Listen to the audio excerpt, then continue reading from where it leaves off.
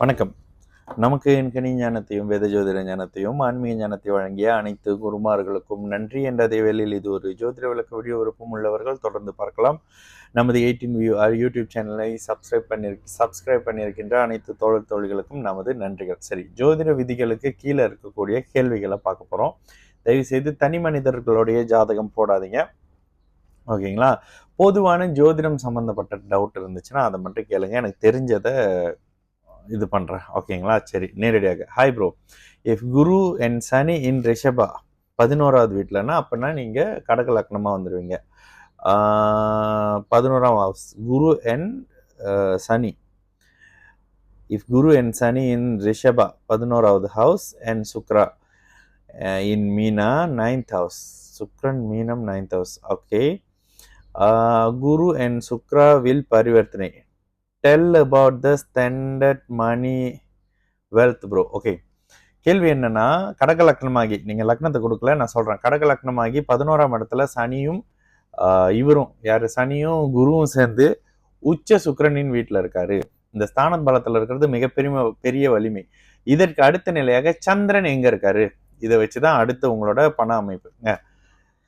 எல்லா இடங்கள்லையும் லக்னத்தின் பலம், லக்னாதிபதியின் பலம், லக்னத்தின் பலம், லக்னாதிபதியின் பலம் அப்படின்னு சொல்றோம்ல. சரி, இதே இடத்துல இன்னும் இதனை பலமாக்கக்கூடிய ஒரு அமைப்பு அப்படின்றது சந்திரனும் உச்சமா இருக்காருன்னு வச்சுங்க. சரி, உச்சமா இல்ல, சந்திரன் லக்னத்துல இருக்காரு, தைப்பூச அமைப்புல பிறந்திருக்கீங்க, பௌர்ணமி சந்திரனாக இருக்கிறாரு அப்படின்னா நீங்க மிகப்பெரிய ஒரு நபருங்க. லக்னாதிபதி வலுத்துட்டாரு. இல்ல துலாத்துல லக்னாதிபதி இருக்கிறாரு, திக்பலமா இருக்காரு, உச்சனுடைய வீட்டுல இருக்காரு, சித்ரா பௌர்ணமி அமைப்புல பிறந்திருக்காரு அப்படின்னா மிகப்பெரிய யோகம், நீங்க மிகப்பெரிய உன்னதமான ஒரு நபர் அப்படின்றது உங்களுடைய ஜாதகத்துல இருக்கு. இல்லை, இந்த இடத்துல சனி, ஓகே, சனி இங்க இருக்காரு, யாரு வீட்டுல? சரி, சந்திரனை ஒரு உதாரணத்துக்கு ராகுவோட கிரகண அமைப்புல போடுங்களேன்.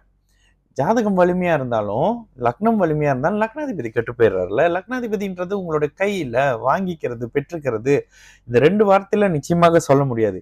அதே நேரத்துல 11ஆம் வீட்டில் உச்ச சுக்கிரனின் வீட்டுல அமர்ந்திருக்கக்கூடிய சனி சார்ந்த துறையில நீங்க இருக்கீங்களான்னு பாருங்க. சனி தான் சுக்கிரனின் வீட்டுல குருவோட சேர்ந்து பலமா இருக்கிறது. டிகிரி அமைப்புல பாத்தீங்கன்னா சனி தான் சுபத்துவம்.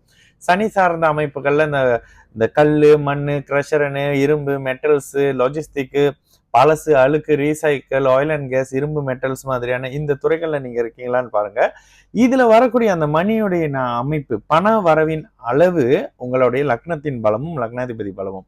லக்னத்துல ஒரு ராகு இருக்கிறாரு, கடகராகு பரவாயில்லை அப்படின்னா கூட லக்னத்துல இருக்கிற ராகு ஒரு டல்லு தான், ஏன்னா சனியின் 3ஆம் பார்வை வாங்குவாரு. அப்ப இந்த மாதிரியான தன்மையில இதுக்கு தாங்க எல்லாமே ஜாதகத்தை பார்த்து சொல்லணும் அப்படின்றது, ஓகேங்களா? சரி, அடுத்ததாக அண்ணன், எனது டாட்டருக்கு ஜோதிட விதியை கேட்க சொன்னா எல்லாம் உங்களோட ஜாதகத்துல இருக்கிறது டிகிரின்னு போடனா அதுக்கு தானங்க லைஃப் பண்றேன்.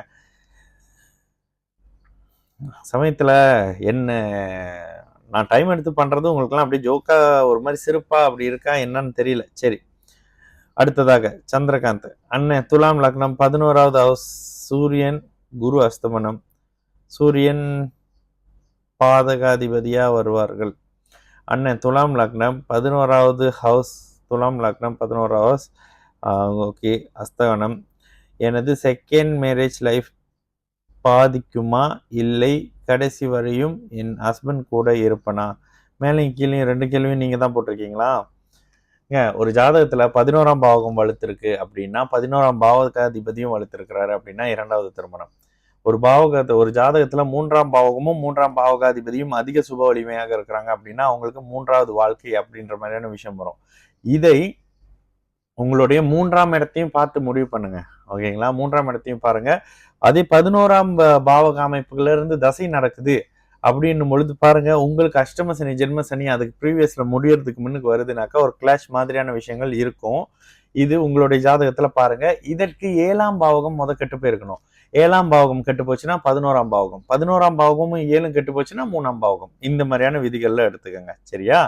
சாந்தினி, அண்ணன் தேய்பிரை சந்திரன் இன் மீனம், is it consider பாபத்துவம் Chandran and planet in Kendran position from தேய்பிரை சந்திரன் also? சந்திரனை மட்டும் ஒளியா புரிஞ்சுக்கங்க. சந்திரன் எவ்வளவு ஒளிவா இருக்காரு. சரி, தேய்பிரை ஆயிட்டாரு, தைப்பூச பௌர்ணமிக்கு அடுத்த நாள் இருக்காரா, பஞ்சமி திதியை தாண்டாரா, இல்ல அறவே ஒளி இல்லாத நிலையில வந்து சூரியனோட சேர்ந்துட்டாரா, இப்படின்ற அமைப்புல இருக்குல்ல. தேய்பிரை சந்திரன் இன் மீனம். ஓகே, மீன வீடு. கான்சிடர் பாவத்துவ சந்திரன். தேய்பிரை சந்திரன் எல்லாம் பாவத்துவ சந்திரன் இல்ல, அந்த தேய்பிரை சந்திரனை சனி பாக்குறாரு, ராகு தொடர்பு கொள்றாரு, இப்படின்னும் பொழுதுதான். செவ்வாயோட சேரும்போது கூட தேய்பிரை சந்திரன் கெட்டு போக மாட்டாரு. And planets in Kendra position from தேய்பிரை சந்திரன். யாருங்க அதெல்லாம் சொன்னது? ஒளியாக இருக்கிற பட்சத்துல கேந்திரம்ன்றது ஒரு ரிஃப்ளெக்ஷன். போங்க, நீங்க எனக்கு டென்ஷனாவே இருக்கு கேள்வியெல்லாம் பார்க்க. கேந்திரம்ன்றது இருக்கும் இடத்துல இருந்து 1, 7, 10 பாவகங்கள். இதுக்கு இந்த ஒளியான சந்திரன் தன்னோட ஒளியை ரிஃப்ளெக்ட் பண்ணுவாருங்க. அது கேந்திரத்தோட பலம்ன்றது ரிஃப்ளெக்ஷன். ஓகேங்களா? ஒளியா இருக்கக்கூடிய சந்திரன் அவரை முடிஞ்சா சுபத்தன்மைப்படுத்துவாரு. முடியல, ஒளி இல்லாத சந்திரன்னா பேசாம இருப்பாரு. அதுக்கு ஏங்க சந்திரன் கெடணும்? சரி, 4ஆம் பார்வையா பாக்குறாரு செவ்வாய் அப்படின்னா சந்திரன் கெட மாட்டாரு. 7ஆம் பார்வையாக சனி பாக்குறாருன்னா கண்டிப்பா செவ்வாய் சந்திரன் கெடுவாரு. ராசி கெட்டு போச்சுன்னு வந்துடும். சந்திரன் வந்து இவரோட ராகுவோடையும் சேரக்கூடாது, கேதுவோடையும் சேரக்கூடாது. சரிங்களா? ஓகே, அடுத்ததாக சந்திரகாந்த். அண்ணன் துலாம் லக்னம். துலாம் லக்னம் சுக்கிரன் பலம் பெற மொச்ச பயிர் பரிகாரம் பண்ணலாம். எட்டில்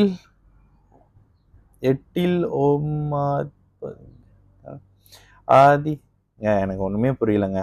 பரிகாரம் பண்ணலாம். எட்டிலா இதில் ஆதிபத்தியத்தில் இருப்பதால் பாதிப்புகள் வராதாங்க.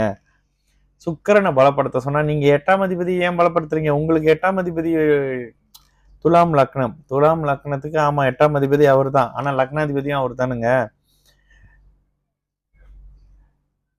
லக்னாதிபதி சுக்கிரனா இருக்கிறாரு. அவர் போய் 8ஆம் இடத்துல இருக்காருன்னா 8ஆம் இடத்து பலன் 8ஆம் அதிபதி பலனை தான் செய்வார். தசையில பிறந்த இடத்துல இருந்து நகர்த்துவாரு. பெண்கள் சம்பந்தப்பட்ட அமைப்புல நெகட்டிவ் இருக்கும். இது மாதிரியான தன்மைகள் இருக்கும். இதெல்லாம் உங்க ஜாதகத்துல இருக்கிற டவுட்டை கேட்குறீங்கன்னு தெரியுது.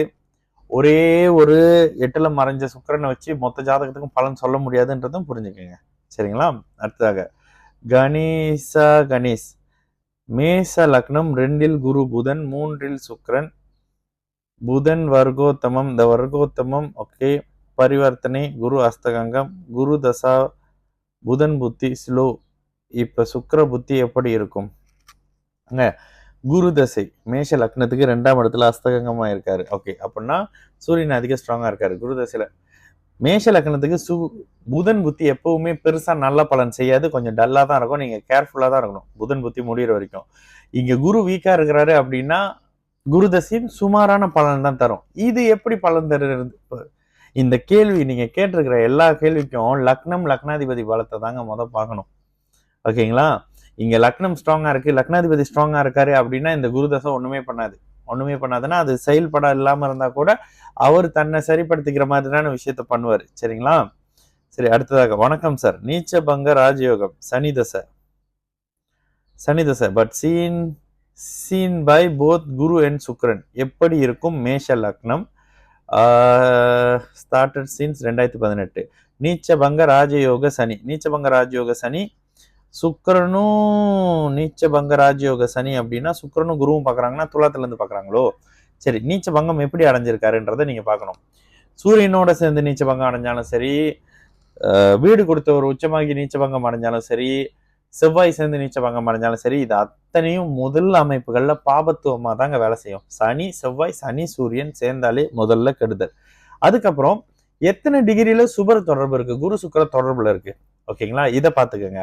குரு சுக்கிரனுடைய கிட்டத்தட்ட ஒரு 6 டிகிரிக்குள்ளேயே இவர் இருக்கிறாரு. யாரு? சனி இருக்கிறாரு. அப்படின்னா இந்த சுபத்துவம் மிகப்பெரிய பலமானது தான். அதே நேரத்துல லக்னாதிபதி நீங்க என்ன லக்னம்னு கொடுக்கல, லக்னம் எப்படி இருக்கு, லக்னாதிபதி எப்படி இருக்குன்னு பாருங்க. சனி லக்னத்தின் யோகரா?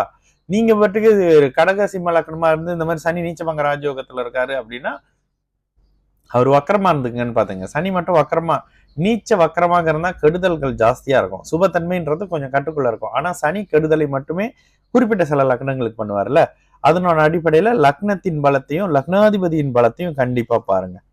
சரிங்களா? சரி, அடுத்ததாக சாந்தினி. என்ன திரும்ப அதே பேரா வர மாதிரி இருக்கே?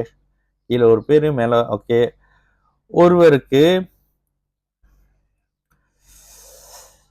பேசாம இதை எப்படி கேன்சல் பண்ணிடலாமான் இருக்கு எனக்கு. கேட்ட கேள்வி எப்படி கேட்டுக்கிட்டு இருக்கீங்க? நான் ஒரு கேள்வியா தான் பாக்குறேன். அண்ணே துலாம் லக்னம் வழிபாடு சொல்லுங்க அண்ணே ப்ளீஸ். சனியை வழங்கலாமா? இந்த சனியை வணங்கலாமான்னு கேட்குறீங்கன்னா தயவு செஞ்சு என்னோட வீடியோ ப்ளாக் பண்ணிட்டு போயிருங்க. ஓகேங்களா? இதுக்கெல்லாம் நம்ம இன்னைக்கு ரொம்ப பேசிட்டேன். நிறைய இதுக்கு முன்னுக்கு நான் சொல்லியிருக்கேன். சனியை வணங்கலாமா அப்படின்னு சொல்றீங்க அப்படின்னாக்கா, இந்த வணங்குறது, கீர்த்தகரி, பூஜை, புனஸ்காரம், ஆன்மீக சேனல் இது இல்லை. தயவு செய்து இந்த சேனல் பார்க்காதீங்க. இன்னைக்கு எனக்கு இந்த இந்த இந்த அஸ்ட்ராலஜி விதிகள் பத்தி பேசுறதுல இன்னைக்கு எனக்கு ரொம்ப டிசப்பாயின்மெண்டா இருக்குங்க. ஏன்டா இதை பண்றோம் அப்படின்ற மாதிரி இன்னும் ஒரு 3 எபிசோடுக்கு இதே மாதிரி உங்க ஜாதகமே போட்டு போட்டு கேட்டுட்டு இருந்தீங்களா, இன்னும் 2-3 செஷன்ல இதை க்ளோஸ் பண்ணிட்டு வேற ஏதாவது பண்ணலாமான்னு பாக்குறேன். சரிங்களா? நடந்து நடக்கும். எல்லாரும் நல்லா இருப்போம். வணக்கம்.